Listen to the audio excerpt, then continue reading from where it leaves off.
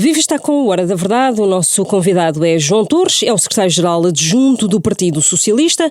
Eu sou a Susana Madureira Martins, comigo tenho a jornalista do Jornal Público, Helena Pereira. Bem-vindo, João Torres. Está a haver alguma possibilidade de este Presidente da República dissolver o Parlamento com uma maioria absoluta ou demitir um Primeiro-Ministro com maioria absoluta? Boa noite antes de mais e obrigado pelo convite. Eu penso que a mensagem que o Sr. Presidente da República dirigiu ao país, a mensagem de ano novo, foi absolutamente clara e é merecedora de convergência plena por parte do Partido Socialista.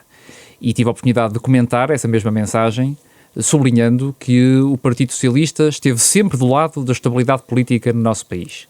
Este governo tem 7 anos, ou digamos que os governos liderados por António Costa, já são 3 em boa verdade, têm uma longevidade de 7 anos e em todos esses momentos, mesmo quando o PS não dispunha de uma maioria absoluta, o Partido Socialista esteve do lado da estabilidade. É importante recordar que não foi por responsabilidade do Partido Socialista que em outubro de 2021 não foi aprovado o Orçamento do Estado para o ano 2022. Adicionalmente, o Partido Socialista dispõe hoje de uma maioria na Assembleia da República, de uma maioria que nós temos defendido que seja de diálogo e tem sido uma maioria de diálogo. Os portugueses foram às urnas há menos de um ano, a 30 de janeiro de 2022, e o PS dispõe de todas as condições para assegurar a estabilidade política no nosso país. Mas não reconhece que é um dado novo haver um Presidente realmente ao fim de 9 meses de um governo de maioria absoluta a admitir a possibilidade de dissolução da Assembleia ou admissão do Primeiro-Ministro? Eu não me lembro de ver um Presidente da República numa circunstância destas a ter este discurso. Em primeiro lugar, eu diria a esse respeito que a mim não me compete analisar ou interpretar as mensagens do Sr. Presidente da República. E o que eu manifestamente li na mensagem do Sr. Presidente da República não foi aquilo que acabou de partilhar comigo. Acho até que a mensagem do Sr. Presidente da República foi uma mensagem muito importante em relação ao coração da mensagem política que o Governo tem apresentado ao país e que o Partido Socialista tem defendido. Se não vejamos, nós vivemos hoje um contexto europeu e internacional difícil, complexo. Não é, infelizmente, a primeira vez que o Governo e o Partido Socialista enfrentam dificuldades nas frentes externas. Mas o Presidente falou de outros fatores, que é a descolagem da realidade, erros, problemas de orgânica e de coordenação do Governo.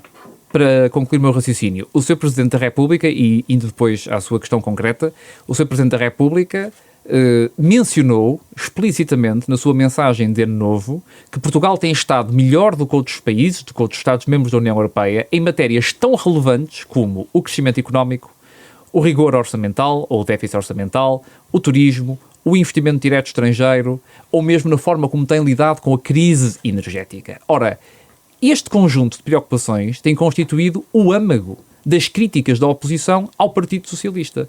E, portanto, o reconhecimento por parte do Sr. Presidente da República que nestas matérias, já no ano de 2022 e, portanto, na vigência deste governo, Portugal tem saído melhor do que outros países, é um reconhecimento da maior relevância e que diria que, em certa medida, deveria obrigar também a oposição a reescrever o seu guião e a reescrever a sua narrativa crítica ao governo. Em relação, muito particularmente, àquilo que designou, penso eu, de avisos do Sr. Presidente da República, o Partido Socialista está bem ciente das suas responsabilidades. E estivemos sempre cientes dessas responsabilidades e honraremos o nosso compromisso com os portugueses. Não sentiu como sendo um ultimato? Não senti como sendo um ultimato. Creio que a mensagem do Sr. Presidente da República foi muito clara. Existe uma consonância plena quanto à relevância do ano de 2023 na execução do programa de governo e na execução das políticas públicas. O governo deve estar centrado, como tem estado até ao momento, na concretização do programa de governo e, portanto, não considero com toda a sinceridade que tenha advindo ou tenha resultado da mensagem de novo do Sr. Presidente da República algum aviso especial com essa natureza interpretativa que, naturalmente, com legitimidade, a Helena está aqui a dar. Não há qualquer pretexto neste momento e não haverá pretexto para uma eventual dissolução do Parlamento, que é, no fundo, aquilo que o Presidente da República vem aconselhando o Governo a fazer, é que tenham cuidado, porque senão isto pode ter consequências. É o que disse depois, já à chegada do Brasil, já depois da mensagem de Ano Novo. Em primeiro lugar, volto a frisar este ponto. Não interpreto dessa forma a mensagem de Ano Novo do Sr. Presidente da República. Em segundo lugar, os portugueses desejam estabilidade política. Os portugueses votaram pela estabilidade política. O Sr. Presidente da República, no uso legítimo dos seus poderes, dissolveu a Assembleia da República no último trimestre de 2021. O resultado dessa dissolução foi um reforço de resultado muito expressivo por parte do Partido Socialista. António Costa, como secretário-geral do partido, também como primeiro-ministro, desde 2015, reforçou sucessivamente em 3 eleições o seu resultado eleitoral. Os portugueses desejam essa estabilidade e o Partido Socialista está em condições de corresponder a essa estabilidade, que é, aliás, uma mais-valia que o próprio Presidente da República, que o Sr. Presidente da República reconheceu como sendo uma vantagem comparativa muito importante em Portugal. O Sr. Presidente da República reconheceu a importância e até a vantagem comparativa de Portugal ter um contexto de estabilidade política face a outros Estados-membros da União Europeia num contexto de incerteza. E, portanto, honestamente, eu não interpreto, compreendendo as vossas questões, a mensagem do Sr. Presidente da República dessa forma. Marcelo Rebelo de Sousa tem aqui algum tipo de concertação com o PSD e com Luís Montenegro e lê assim estas declarações, não a da mensagem de Ano Novo só, mas outras declarações do Presidente da República, ou isso é um fantasma, não existe? Numa democracia, cada um tem o seu papel. E, como compreenderá, não vou ajuizar sobre essa matéria. Com certeza que o Sr. Presidente da República tenha um entendimento sobre o cumprimento das funções presidenciais de acordo com a Constituição da República Portuguesa e com o espírito da Constituição e, portanto, o Sr. Presidente da República, melhor do que ninguém, sabe exatamente qual é o papel de um Presidente da República. E, portanto, com toda a franqueza, eu penso que essa pergunta não tem razão de ser. Não especulo sobre entendimento entre o Sr. Presidente da República e o líder da oposição. Acho que o Sr. Presidente da República tem tido um papel que é muito apreciado pelos portugueses. E pelo PS? É um presidente que tem tido um papel muito apreciado pelos portugueses, tem naturalmente a sua forma de estar e a sua forma de ser, que é reconhecida pelo conjunto da população e também pelas diferentes formações político-partidárias. Como é que definiria essa forma de ser? É um Presidente da República de muita proximidade em relação às portuguesas e aos portugueses, em relação aos seus problemas, mas como dizia, numa democracia cada um tem o seu papel. E o papel do governo é o de dirigir o poder executivo, é o de governar, é o de encontrar respostas concretas para os problemas das pessoas e conduzir os destinos do país num sentido de transformação, porque é isso que o Partido Socialista tem feito desde 2015, com inúmeros indicadores que posso aqui ilustrar com o maior gosto. E o Sr. Presidente da República é, evidentemente, enquanto chefe de Estado, um denominador comum do país e tem tido uma prestação que penso que por parte dos portugueses é essencialmente merecedora de grande sentido de proximidade. E por parte do PS não há razões de queixa ou de incómodo? Não. Como lhe disse, o Partido Socialista revê-se mesmo na mensagem de Ano Novo que o Sr. Presidente da República partilhou com os portugueses. Então, essa mensagem teve 3 características. Em primeiro lugar, foi uma mensagem profundamente realista. Realista no reconhecimento das dificuldades ou das adversidades do contexto europeu e internacional. Realista também no reconhecimento das matérias em que Portugal tem estado melhor do que outros Estados-membros da União Europeia. E insisto nisto. Em 2022, Portugal foi mesmo o segundo país da União Europeia que mais cresceu. Em 2022, nós registramos níveis de emprego no máximo e a taxa de desemprego, não diria que em mínimos históricos, mas muito perto dos mínimos históricos que já atingimos, creio que na década de 90. Em 2022, o investimento direto estrangeiro bateu recordes no nosso país. Em 2022, as exportações atingiram 50% do produto interno bruto. Em 2022, perante uma crise energética de grande escala na Europa, Aquilo que nós sabemos é que o governo foi capaz de encontrar soluções para que essa crise afetasse muito menos Portugal do que outros países da plataforma central europeia. E vejo que essa que é a mensagem fundamental que o Partido Socialista tem procurado partilhar com os portugueses, dando nota de que nos momentos melhores e nos momentos menos bons nós estamos lado a lado com os portugueses a encontrar soluções que os possam proteger, que os possam salvaguardar e, em simultâneo, exercer o poder transformador, reformista no país. Essa mensagem teve um reconhecimento, diria que muito evidente, então, só para terminar na mensagem esta parte que o Presidente da República dirigiu ao país. Relativa ao Presidente, o Presidente também já disse que as eleições europeias poderão funcionar como um cartão amarelo ao Governo. Foi o próprio Marcelo Rebelo de Sousa já a falar nesse assunto. Nas últimas eleições, o PS ganhou as europeias com larga vantagem. Se o PS não ganhar as próximas, então sim, poderemos estar a falar de um pântano? Julgo que esse cenário não está em cima da mesa. Tenho muita confiança de que o Partido Socialista tem todas as condições para ser vencedor das próximas eleições europeias, porque se há matéria que tem sido também reconhecida pelos portugueses, é a importância de termos um governo e um primeiro-ministro com voz na Europa. E ao contrário do que sucedeu ao longo do último período de governação da direita, em que verdadeiramente Portugal se menorizou perante as instituições europeias, a verdade é que há hoje um reconhecimento de que Portugal tem hoje uma voz prestigiada, firme, respeitada na Europa, e se Portugal tem essa voz, isso deve-se muito também ao prestígio que o Primeiro-Ministro António Costa granjeia junto dos seus pares no Conselho Europeu, mas de forma muito alargada também não acha que no conjunto das instituições europeias. Não acho que tenha sido um aviso. Como lhe digo, o Partido Socialista está muito ciente das suas responsabilidades. Nós vamos honrar o nosso compromisso com os portugueses. Vamos honrar o mandato que os portugueses nos conferiram. De exercer o mandato governativo e o mandato também na Assembleia da República, enquanto grupo parlamentar, de forma dialogante. Essa tem sido a marca d'água da governação nestes primeiros 9 meses. Está convicto que assim a legislatura vai mesmo até ao fim e que não haverá aqui uma quebra? Estou absolutamente convencido de que há todas as condições para a legislatura chegar até ao seu fim, em termos absolutamente regulares, e o Partido Socialista está evidentemente empenhado nesse cenário e, naturalmente, em nenhum outro. Ali um voto de protesto nas europeias em 2024. O PS não está a contar com isso?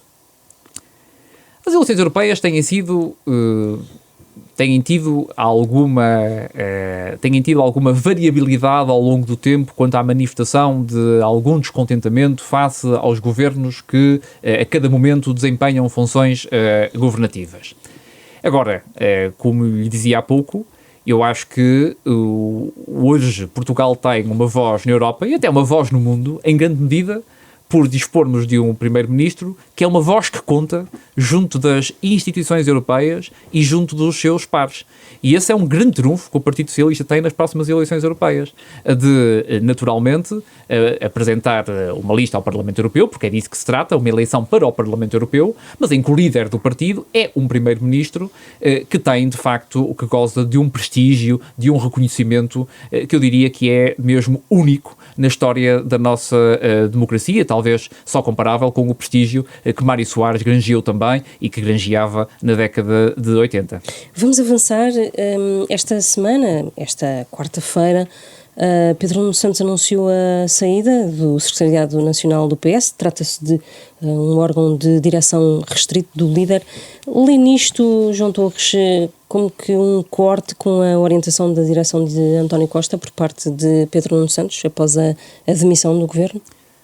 Não vou entrar em detalhes sobre essa matéria. Há duas coisas, no entanto, que gostaria aqui de dizer a esse respeito. Em primeiro lugar, não tenho a mais pequena dúvida de que Pedro Nuno Santos está orgulhoso pelo trabalho que desempenhou enquanto membro de sucessivos governos liderados pelo atual secretário-geral do PS, António Costa. Pedro Nuno Santos foi uma peça muito importante, diria até que decisiva, no encontro das soluções políticas e das políticas públicas que ajudaram o país a virar a página da austeridade, a virar a página ou a combater a pandemia e encontrar um outro rumo de desenvolvimento económico e social que é manifestamente aquele com o qual nos confrontamos hoje. Um rumo de progresso e desenvolvimento económico e social. Por outro lado, o Partido Socialista está naturalmente agradecido, como o Primeiro-Ministro também fez questão de dizer na semana passada. O Partido Socialista está agradecido por todo o contributo que Pedro Nuno Santos tem dado ao Partido Socialista, ao Governo da República Portuguesa ou aos sucessivos governos da República Portuguesa, e no Partido Socialista não há naturalmente pessoas dispensáveis e, portanto, continuamos a contar com Pedro Nuno Santos. Pedro Nuno Santos é um militante importante do Partido Socialista. O Partido Socialista sempre foi um espaço de pluralidade e um espaço de diversidade e poderemos continuar, seguramente, a continuar com o empenho, com a dedicação e com a inteligência de Pedro Nuno Santos, agora, presumo, portanto, na Assembleia da República. Mas, contudo, ele sai do secretariado. E significa, lamenta essa saída, significa que ele está mais afastado da direção. Há questões que só o próprio pode mesmo responder, e no que diz respeito a esta matéria, só o próprio poderá responder a essa questão. O que lhe quero dizer é que não tenha mais pequena dúvida de que o Partido Socialista poderá continuar a contar com Pedro Nuno Santos. Foi secretário-geral da Juventude Socialista, foi presidente de uma federação do Partido Socialista, foi dirigente nacional do PS, no secretariado nacional do Partido Socialista. Há muitas formas de os militantes do PS poderem contribuir, quer para a governação, quer para a afirmação do Partido Socialista, e não tenha mais pequena dúvida de que no PS poderemos continuar a contar com Pedro Nuno Santos. Estamos perante o início da guerra da sucessão de António Costa. Não. Acho que essa questão ainda não se coloca e não sei quando é que vai ser colocada. Já mesmo antes deste contexto, destas circunstâncias, era muito comum as senhoras e os senhores jornalistas perguntarem sobre o futuro do Partido Socialista. Aquilo que lhe posso assegurar é que o Partido Socialista está coeso, está unido em torno da figura do secretário-geral, e o que o Partido Socialista deseja é que o Governo cumpra o programa eleitoral e o programa do Governo que foi sufragado pelos portugueses a 30 de janeiro de 2022. É isso que o Governo tem feito e é isso que seguramente continuará a fazer. Eu gostava de perguntar-lhe sobre a possibilidade, falando até na sucessão de António Costa, na possibilidade até levantada esta semana pelo jornal Observador, de em 2025 António Costa permanecer como Primeiro-Ministro, não se candidatar à liderança do Partido Socialista e daí para a frente haver um outro Secretário-Geral enquanto Costa é Primeiro-Ministro. Isso é uma possibilidade ou o secretário-geral adjunto acha que ainda é muito cedo para... É futurologia.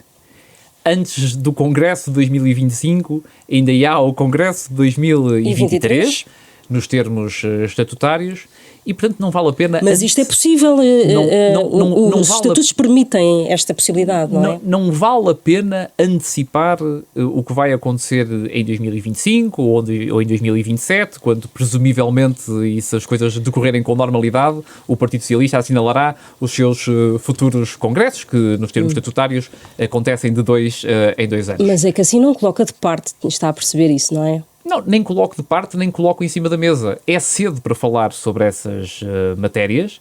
É natural que diferentes personalidades, diferentes militantes ou dirigentes se afirmem no Partido Socialista. Isso eu acho que é absolutamente normal. Mas isso também não coloca em causa a coesão do partido, naquilo que é essencial, e o foco do partido na concretização do programa de governo. Então deixa-me perguntar de outra maneira. Acha focados. Que o secretário-geral do PS deve ser sempre Primeiro-Ministro e o Primeiro-Ministro deve ser sempre o secretário-geral do PS? Até agora essa tem sido essencialmente a prática no Partido Socialista, mas já houve vários momentos em que o Partido Socialista, por motivos vários, inovou.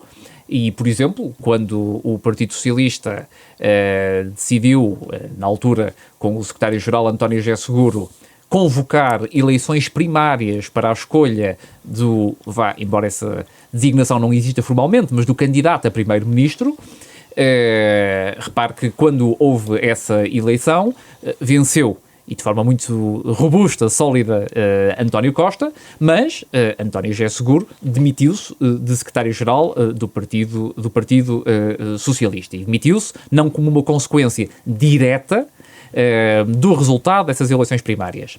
Veremos no futuro, mas eu insisto neste ponto, é que é mesmo muito cedo. É uma inovação que pode ser adoptada nesta... Não, estou apenas a dizer-lhe que não é o momento nem de excluir cenários, mas também não é, e esta é que é a mensagem fundamental que queria partilhar, não é o momento de pôr esses cenários em cima da mesa.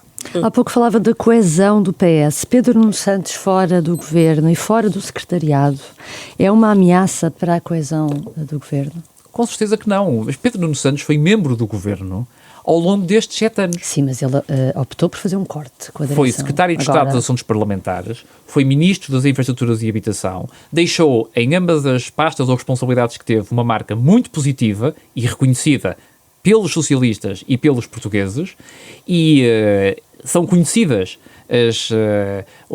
os contornos da saída dele do governo, e não se pode naturalmente desfasar da realidade o entendimento sobre esta saída de Pedro Nuno Santos do governo. Não, estou a falar no presente, ou seja, Pedro Nuno Santos não sai do governo em ruptura com o governo. A saída do secretariado não é uma ruptura? Não entendo como uma ruptura? Como lhe digo, há decisões ou há matérias sobre as quais o próprio só poderá responder. Não tenho a mais pequena dúvida de que o Partido Socialista poderá continuar a contar com o empenho, com a dedicação e com a inteligência de Pedro Nuno Santos. Pedro Nuno Santos, à solta no Parlamento e desinibido de fazer críticas sobre a orientação e a direção do partido, não é um problema para o Partido Socialista? E para António Costa, já agora? Mas, com o devido respeito, Susana está a presumir e a admitir que Pedro Nuno Santos terá um determinado comportamento e falo com base... Bom, está livre para criticar, e falo com base num cenário, numa especulação. O Partido Socialista sempre foi um espaço de grande liberdade, de grande pluralidade, de grande diversidade. Isso, ao longo da história, sempre fortaleceu o Partido Socialista e, portanto, quanto a essa matéria, o que lhe devo transmitir e o que gostava de lhe transmitir é que também é cedo para fazer juízo ou avaliações sobre o que é que o Pedro Nuno Santos vai fazer enquanto deputado à Assembleia da República. Fernando Medina já explicou tudo o que tinha a explicar sobre o caso STAP Alexandra Reis? Fernando Medina, o Ministro das Finanças. Eu penso que Fernando Medina não está mesmo diretamente implicado nesta situação. Reparo que não era sequer membro do governo quando esta indemnização se consumou. E considero, mas nomeou-a também para a nave. Mas considero que o que tem que uma determinada narrativa, uma determinada mensagem política que tem circulado em espaços como as redes sociais e que tentam, de alguma forma, colocar Fernando Medina como insidiosamente, como até envolvendo questões familiares, até envolvendo outras dimensões, é absolutamente inaceitável. Não, mas agora eu estou centrada no facto do PS ter chumbado a audição do Ministro das Finanças sobre este caso. Por isso é que daí a minha surpresa, que é o PS considera então que está tudo esclarecido e que o Ministro não tem nenhuma explicação a dar sobre a nomeação da Alexandra Reis e sobre a relação até de tutela do Ministério das Finanças em relação a uma empresa pública como a TAP. Porque é isso que as pessoas julgam que ainda estão confusas. Como é que é possível que esta situação aconteça à revelia do Ministério? Penso que esse caso está absolutamente ultrapassado. É também preciso conhecer a dinâmica da responsabilidade do Ministério das Finanças neste tipo de organizações ou neste tipo de empresas, que típica ou tendencialmente... Mas qual é essa dinâmica? Isso não se percebe. Posso até invocar a minha experiência enquanto anterior membro do governo, enquanto anterior secretário de Estado. Tendencialmente, embora não exista, presumo, uma regra escrita sobre essa matéria, a liderança de determinado tipo de organizações é uma competência mais própria da tutela setorial e não da tutela financeira. Agora, eu acho que o caso está essencialmente ultrapassado. Acho que as tentativas de colocar Fernando Medina como um responsável pela indemnização são manifestamente inaceitáveis, até com pormenores e detalhes insidiosos que eu acho que são absolutamente lamentáveis. Acha que é uma campanha, como o próprio disse. Não encontro outra expressão. Agora, tanto quanto sei também, penso que o PSD usará do direito protestativo para proceder à audição do seu Ministro das Finanças, mas não vejo que haja aqui uma implicação direta do próprio neste caso. Pode não haver uma implicação direta, mas já não são só as oposições que consideram que Fernando Medina deve dar explicações, não que esteja implicado, mas explicações sobre como é que conheceu a Secretária de Estado do Tesouro, porque é que nomeou, quem é que lhe apresentou. O próprio PS neste momento questiona-se se Fernando Medina não devia dar estas explicações. Como é que surge aquela pessoa, Alexandra Reis, como Secretária de Estado do Tesouro, nomeada para esse lugar e nomeada também antes para a NAV, que é a tutela partilhada, que a assinatura do despacho é do próprio Fernando Medina e também do Ministério das Infraestruturas. Percebo que a oposição esteja muito focada em tentar fragilizar o governo. Aliás, a oposição no nosso país está unicamente focada na crítica pela crítica, numa estratégia de bota-abaixismo e não na apresentação de uma propositura política para o país. Se há coisa que é absolutamente clara e que fica, aliás, muito clara com a moção de censura que é agora apresentada com a Iniciativa Liberal, é que essa moção de censura é mesmo o melhor reflexo da irresponsabilidade e da inconsequência na política. Compreendo que os partidos políticos, à falta de capacidade para apresentar soluções alternativas para o país, tentem explorar esta circunstância. Mas, com toda a sinceridade, parece-me que estão a ir longe demais nesta matéria, neste particular. O ministro Pedro Nuno Santos entendeu que deveria retirar responsabilidades políticas por esta situação e por esta circunstância. Foi isso mesmo que ele fez e que portanto, foi transcrito para um comunicado do Ministério das Infraestruturas e da Habitação. E parece-me que, essencialmente, este caso tem tudo para estar ultrapassado. Isso não é também um sinal de arrogância por parte da maioria socialista considerar que não é preciso dar mais explicações quando é o próprio PS que ainda tem dúvidas também, não estamos a falar só da oposição? Não é um sinal de arrogância? Se me pergunta sobre a indemnização que a engenheira Alexandra Reis recebeu da TAP, eu não deixo de rotular essa indemnização como sendo chocante. Mas pergunto-lhe como ela vai para o governo. Isso ainda não se percebeu. Porque é que ela foi escolhida para Secretária de Estado, por exemplo? Desconhecendo-se que esta indemnização teria tido lugar e Fernando Medina prontamente, aliás, repare, se há exemplo de uma circunstância em que o governo teve uma ação pronta, é mesmo esta. Foi noticiado por um órgão de comunicação social, creio que no dia 24 de dezembro. Não teve uma ação pronta, foi noticiado no sábado e na segunda-feira a Secretária de Estado faz uma declaração à luz a dizer que estava tudo regular. E na terça-feira Isso não é uma ação pronta. E na terça-feira o seu Ministro das Finanças convida a Secretária de Estado para abandonar funções. E porquê é que aconteceu, já agora, se me permite, eu insisto na ação pronta? Porque, em primeiro lugar, o que o Governo fez foi pedir esclarecimentos à TAP sobre a matéria. E, portanto, procurar esclarecer a dimensão ou o plano da clarificação jurídica. Assim que o Governo recebeu a resposta da TAP, então foram retiradas as responsabilidades políticas daí decorrentes. E o Sr. Ministro das Finanças convidou a engenheira, a Secretária de Estado do Tesouro, a cessar as suas funções enquanto membro do Governo. Portanto, como lhe digo, eu insisto nesta ideia de que houve um primeiro momento para uma clarificação jurídica, que aliás não está concluída, porque o Governo entendeu, e bem, remeter essa explicação da TAP desde logo para a Inspeção-Geral das Finanças, que fará agora o apuramento com toda a sua autonomia, isenção e imparcialidade, e de imediato foram retiradas as consequências políticas e foi convidada a Sra. Secretária de Estado a abandonar as suas funções. Peço-lhe que esqueça a indenização. Vamos esquecer a indenização. E a própria rescisão. E não há aqui uma necessidade de Fernando Medina explicar como é que conhece aquela Secretária de Estado do Tesouro, aquela pessoa. o Partido Socialista está a pedir também estas explicações.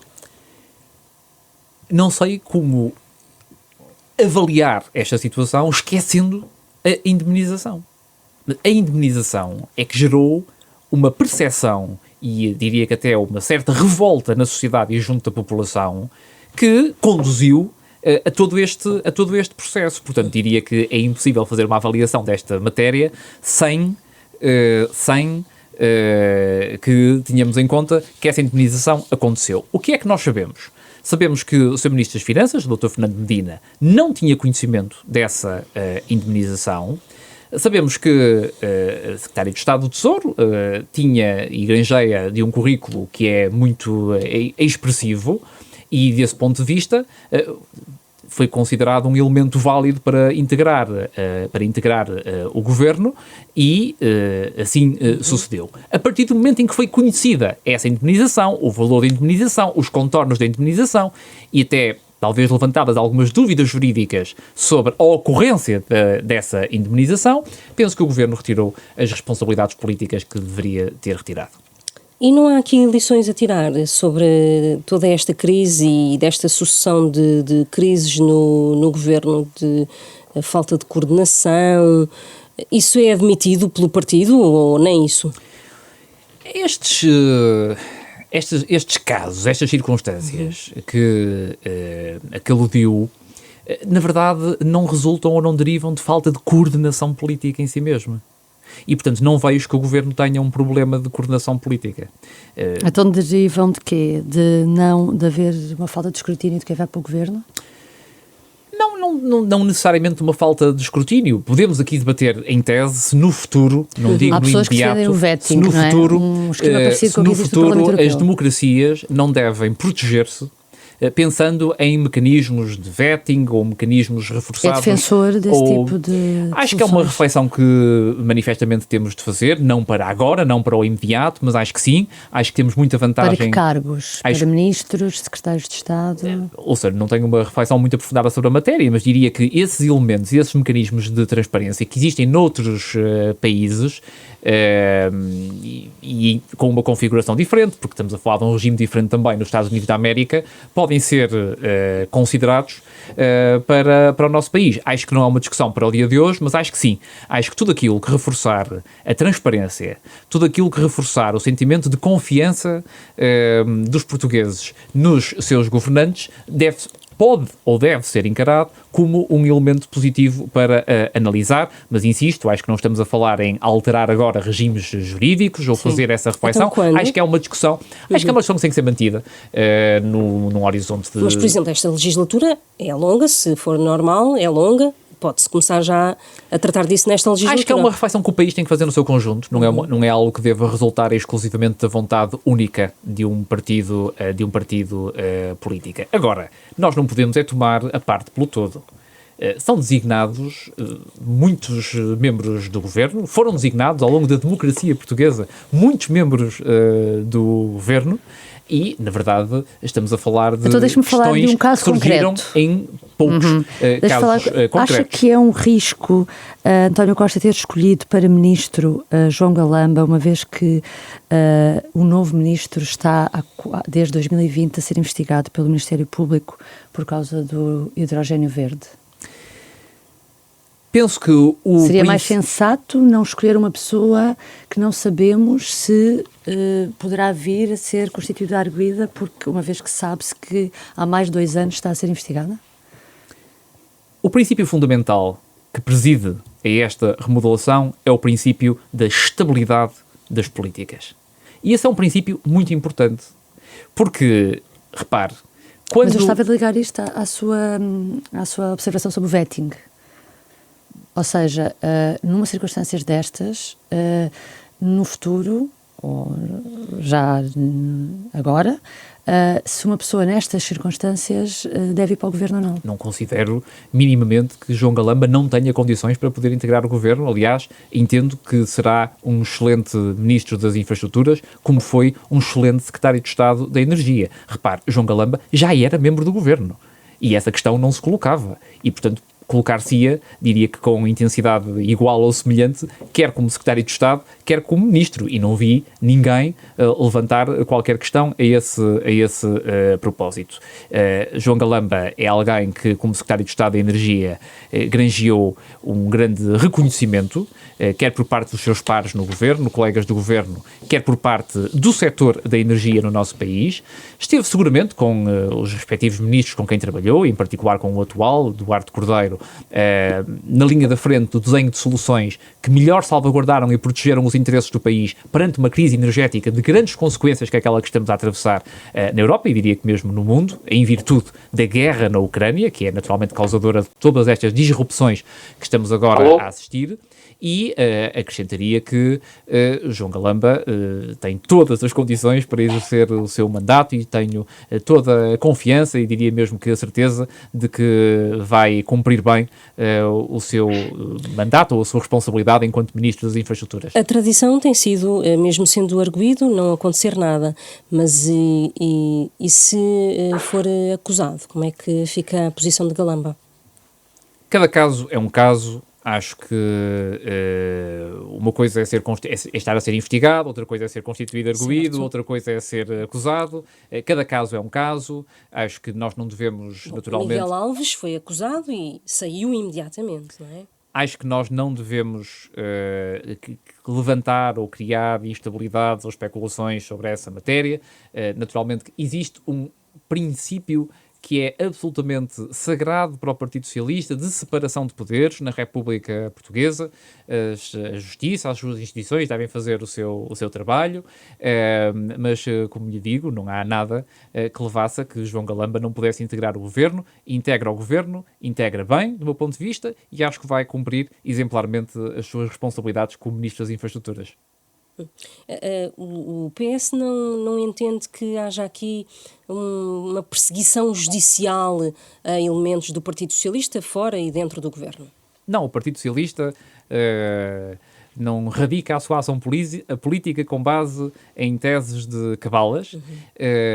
Consideramos mesmo que a Justiça tem que fazer o seu trabalho e é bom que o faça com autonomia e já agora com reforço de meios, porque é isso também que este governo tem procurado fazer, designadamente com a Polícia Judiciária, com um reforço de meios humanos e financeiros muito significativo e com uma planificação plurianual desse mesmo reforço de meios que permitirá que o Estado português e que as suas instituições sejam seguramente mais eficazes no combate à criminalidade económica ou financeira e já agora também em particular no que diz respeito à corrupção.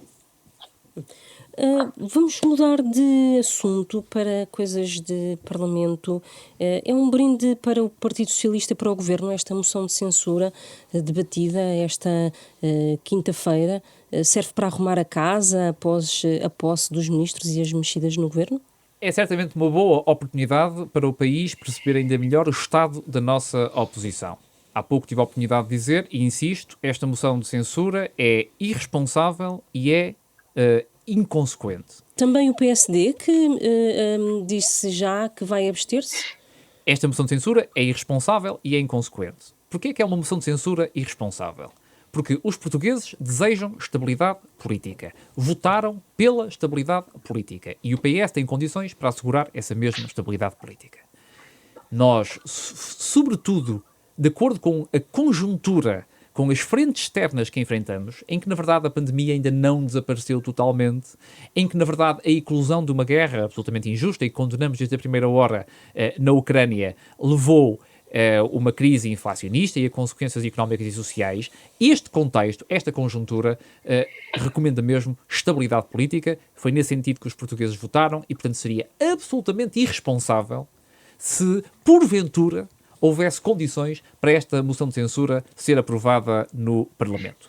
É uma moção de censura inconsequente, porque é apresentada por um partido que está a atravessar um processo de clarificação interna.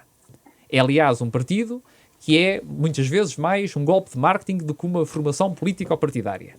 E para além de ser, ou para além do partido que apresenta a moção de censura, estar num processo de clarificação interna, como é público e legítimo, o próprio maior partido da oposição não acompanha essa moção de censura. Mas já mudou de posição. Na outra moção de censura votou contra. Agora nesta vai-se abster.